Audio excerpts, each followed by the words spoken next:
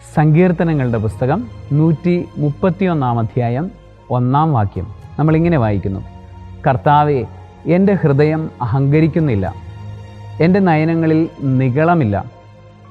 എൻ്റെ കഴിവിൽ കവിഞ്ഞ വൻ കാര്യങ്ങളിലും വിസ്മയാവഹമായ പ്രവൃത്തികളിലും ഞാൻ വ്യാപൃതനല്ല.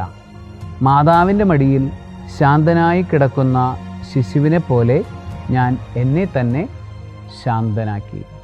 ഒരു ശിശുവിൻ്റെ ഭാവത്തോടുകൂടെ ദൈവസന്നിധിയിലായിരിക്കുന്നവനെ കുറിച്ചാണ് സങ്കീർത്തകൻ പറയുന്നത്. അവന് അഹങ്കാരമില്ല. അവൻ തന്നെ നിരന്തരം എളിമപ്പെടുത്തുന്നവനാണ്. ശിശു തൻ്റെ അമ്മയുടെ മടിയിൽ കിടക്കുന്നത് പോലെ ദൈവത്തിൻ്റെ മടിത്തട്ടിൽ സുഖമായി ജീവിക്കുന്നവനാണ് അവൻ. ആകയാൽ സർവശക്തനായ ദൈവം, പിതാവും പുത്രനും പരിശുദ്ധാത്മാവും ശിശു സഹജമായ പ്രത്യാശ കൊണ്ട് നിങ്ങളെല്ലാവരെയും നിറയ്ക്കുമാറാകട്ടെ. ആമേൻ.